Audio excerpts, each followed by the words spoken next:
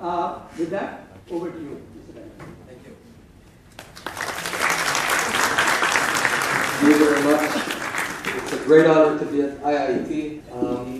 I also feel very much at home here because in many ways Indians are very much like Israelis. We both have very ancient histories, yet we're looking forward, very much focused on education. You know, the Jews were dispersed around the world for many, many years, kicked out from one state into another. So in that sort of situation, you don't want to invest in land or in property, you invest in your child's brains. So 2,000 years of that did something good, and ultimately we very much like you respect education and the future and the family value. And there's one more thing. We have sort of a similar way of going about things. I'll tell you what it's called. It's called Jugad.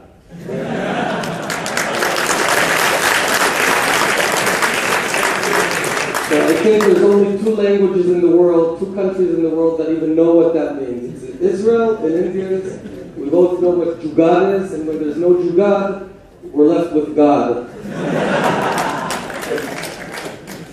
So what I want to share with you is really, I'm not going to talk about macroeconomics and all of that stuff.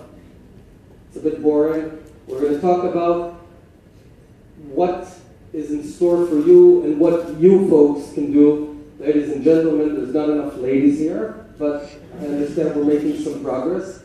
Because I was sitting exactly in your chair just about 10, 15 years ago, studying, and sort of the world was ahead of us. And I want to share with you primarily the mistakes I made and lessons learned from a very tumultuous period in the high-tech arena. So we were 4 folks, 3 guys and a girl in Israel, and we decided to found a company. This was 1999. In fact, we didn't have an idea.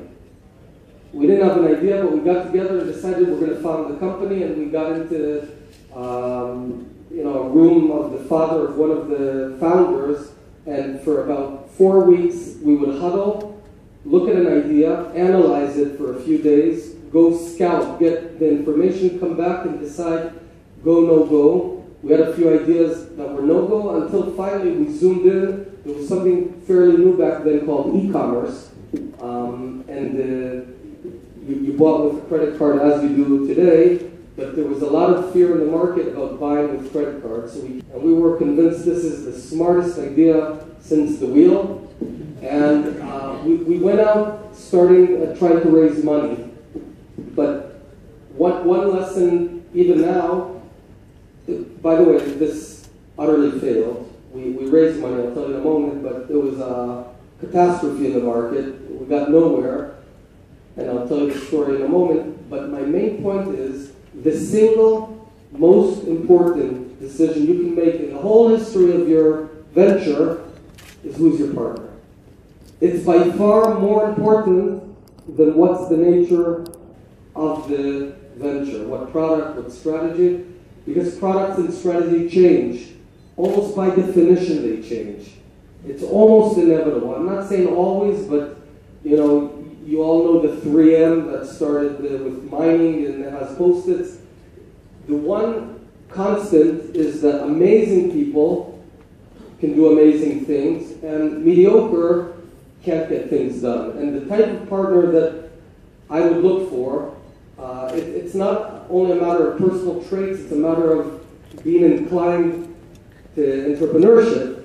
You look for someone, certainly he's got to be really smart, okay, there's no compromise here, but someone who's committed and is not doing sort of testing the water. You can't test the water.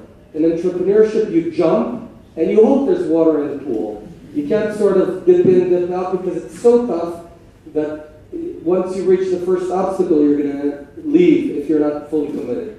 So I don't believe in half-time entrepreneurship. either you leave everything else, and preferably at your age, where you don't yet have a family and all of the commitments. I'm not saying it's impossible to have 3 kids and become an entrepreneur, but it's mighty tough. If I had the babies crying and I'd have to go feed them, I was then just married but no kids, and that was tough. As we were raising money, the VC funds, the venture capital funds, told us, "Who are you?" And none of us knew anything about credit cards. Now, one of us was a software expert, and I was the business guy supposedly. So we wanted credibility.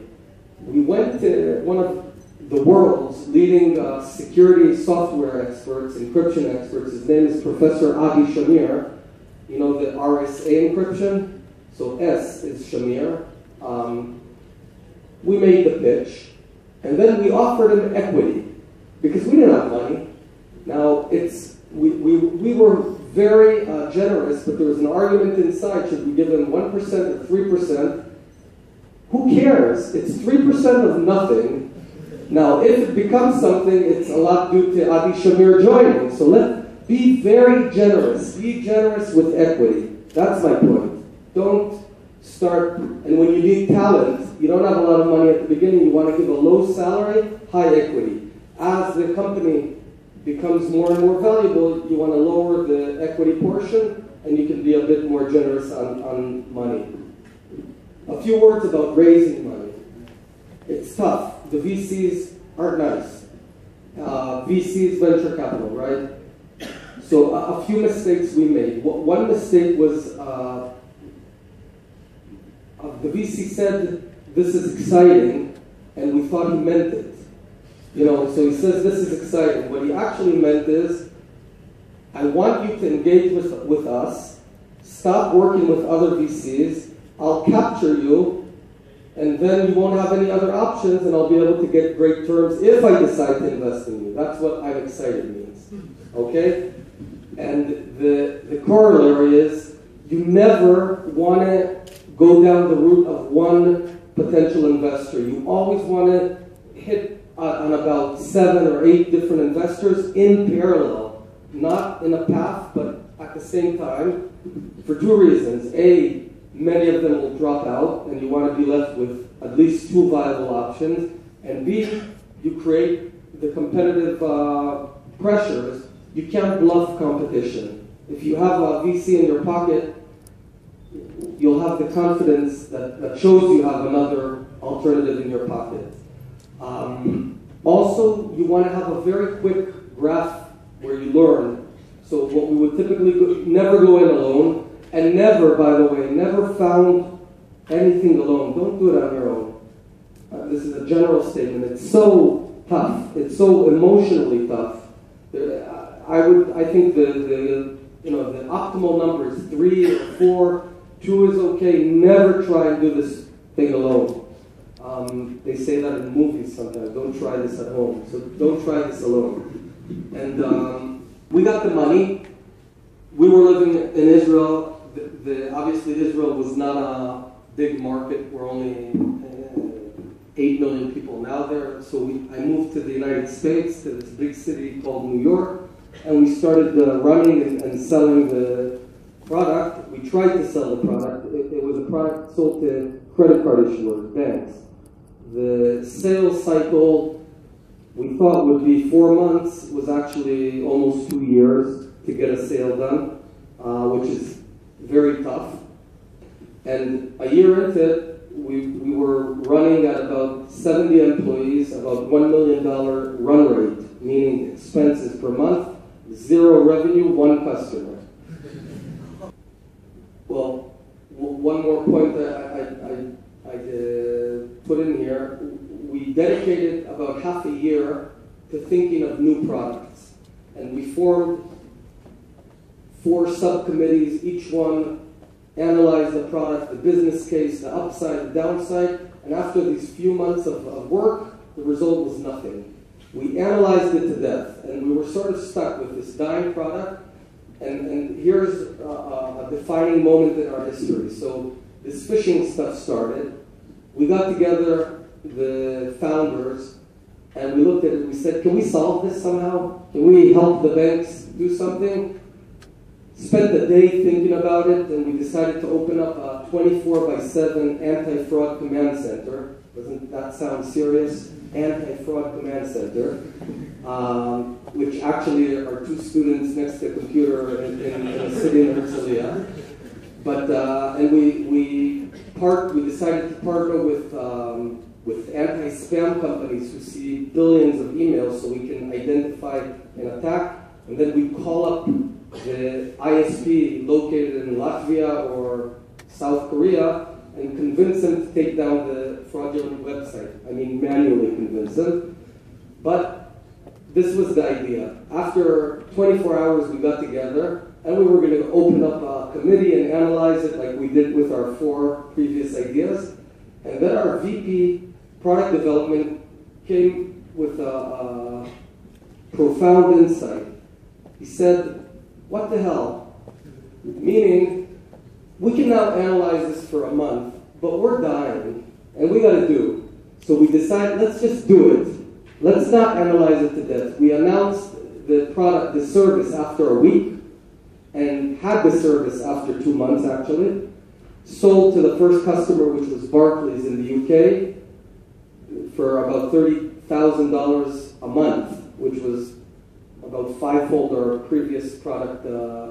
And today, almost all of the North American banks use this service. My point is not to analyze things to death. Certainly when you're a small company, you have to be very agile and take those risks. Now, I guess the main lessons along the way, by far people is the number one issue. And I mean it. You cannot exaggerate the effort in screening who you want to enter the company. Okay, because once someone has entered, that's as much as we want to improve people, the gate has to be a tough gate. But once you're in the gate, you have to take care of everyone that's in the gate. So that by far is the number one change, the lesson. And the second one is, when you're small, take risks. As you become bigger, the risks you can take are smaller. But really, go crazy. This is the right age to do it. Today I'm proud to be a Minister of Economy in Israel. And Israel was blessed with innovation. We don't have oil. We don't have much water. We don't have much land, for that matter. But we've got lots of innovation. And we call it in Israel chutzpah. You know what chutzpah is? It means having the nerve to do something. And it's something I very much encourage. I hope to see, and I talked to the director about this, I hope to see more Indians coming to Israel for a nice period, you know, for a year or two, and to see Israelis come to India, just like we did in my company in New York, visit. And the more we touch each other, the more we talk to each other, the more we work side by side, the better things will happen. You guys are the future. Make no mistake. I used to be able to do things, now I'm in government. So the folks who get things done, and I'll be, you know, governments do not create business. Entrepreneurs create business. You can set 1,000,000 regulations, which only hamper business. There's one regulation you can't set. You can't tell someone, innovate. It doesn't work. You can't command someone to innovate. You have to create the environment to allow innovation. So I see, we also share the fact that we're two democracies in a difficult neighborhood. It's not easy. We're both enduring for many years, and we were founded almost at the same time, both post-colonial. We've got a lot in common. Listen, I want to wish you a lot of success. Try things. You know, the optimal is spending a couple of years in the business world. I wouldn't try right away from university. I would spend 1 or 2 or 3 years getting the touch of the real world, hearing the needs, and then try it. Worst case, you go back. But I would really, really urge the future of India, the future of Israel is about innovation. Looking forward to see you, and thank you very, very much.